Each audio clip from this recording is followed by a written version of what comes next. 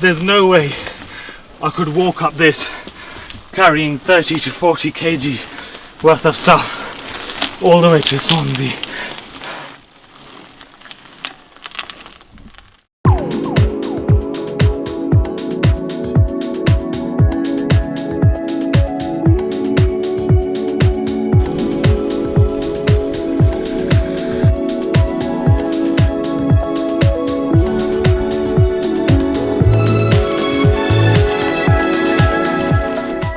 Today I've driven down to South Wales this morning. I've just arrived at Rossilli Bay. As you can see behind me, it's absolutely stunning. The beach I've practically got to myself. The weather's absolutely beautiful, and the plan really is to explore the coastal paths on the Brompton G line, after which I will also then go and check out the Three Cliffs, which is nearby. I don't have a plan as such, but whatever comes my way, I'm gonna go there.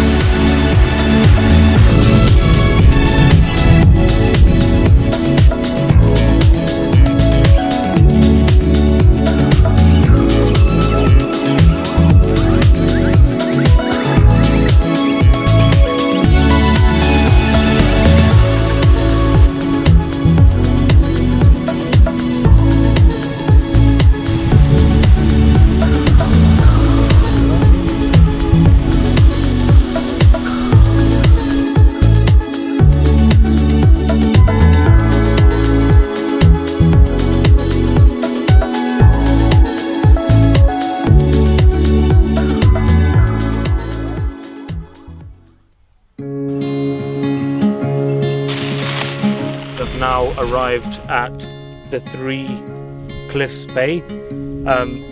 It's a different dynamic here. You can see that there's a much rocky setting as opposed to the smooth, plain, sandy beach.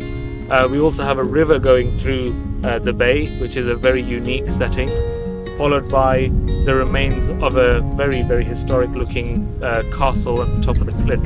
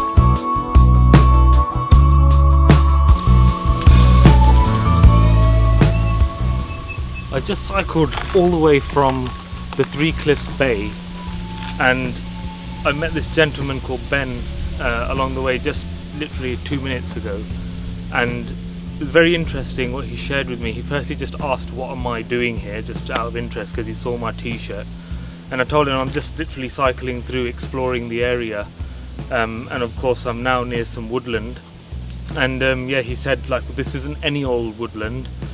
And I said, well, tell me a little bit more about it. So this place where I am now, according to Google Maps, is called Mill Wood.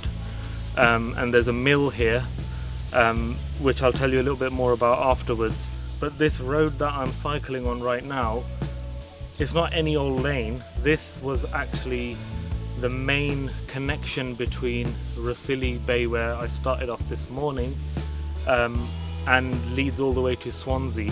And this was used as the main connection for trades or goods to kind of be taken to Swansea and then sold, which were typically taken by very poor, you know, peasants, as they may have been referred to back then, by foot. So they would walk bare feet because they didn't want to wear their shoes out, so they'd just walk as far as they could. They'd be having about 30 to 40 kg worth of goods on their head, and then they'd come to a point where they could no longer carry it, and I'll tell you a little bit more about that later on. So I'll start with a disclaimer. I'm not a historian by any means, but the lane that I just cycled down, there's this other lane which branches off with behind these gates. It leads to a manor house, and that manor house is where at the time in the 1700s, whoever was the rich person that lived here and, you know, owned the estate, he was in charge, and that family was in charge of the mill. There was a pond which was used to store fish, and then there was a lake which was built within the property boundaries. And over the winter months, when ice used to freeze on top of that lake, they used to take off the sheets of ice, wrap them in straw to keep them insulated, and then store that inside a bricked kind of, it looks like a well. And we can't show you that over the video footage because it's on the private property, but from the side of the road you can just about see it. And of course Ben, the local person that shared the information with us, told us that there's like a well in which they would then store the ice that would remain cold over the summer months, so that the fruit and the vegetable and the fish wouldn't then decay or get rotten. So what I've shared with you so far is very brief in terms of the history.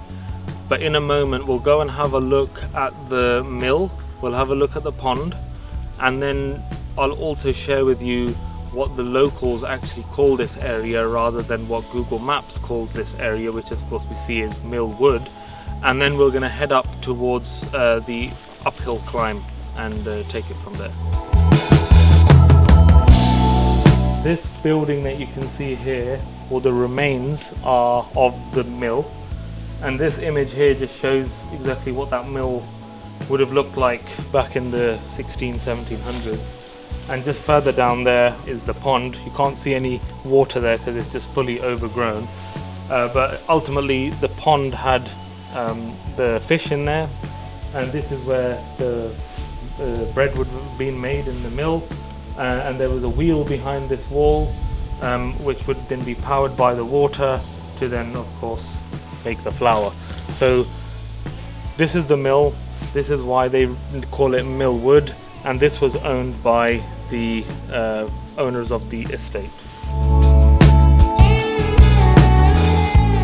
So I've just made my way up the lane which I was referring to, which connects the Rossilli Bay all the way through to Swansea, and as you can see it's pretty steep up here. So I'm going to set myself a little challenge and try and see how far I can get up there on my G-line. Now, earlier I mentioned that there's a different name for this area. Google Maps calls this place Mill Wood based on the fact that there's a mill there, but the locals, after what Ben told me, explained that this lane is called Penny and something else, and the reason why it's got the name Penny is because of the fact that for trades they would take the goods to Swansea and then come back with a penny, so that was their profit. And let's try and find out what the other part of the name is for this location. There's no way I could walk up this carrying 30 to 40 kg worth of stuff all the way to Swansea. So the name of this location, big reveal, is Penny Hitch, and the reason why is because they'd come back with a penny after selling the goods up in Swansea, and then they would, of course, after walking barefoot with that much load on their head, they'd need to get a hitch up here so that they can get up this steep hill and get the goods all the way to Swansea. And I need a hitch as well.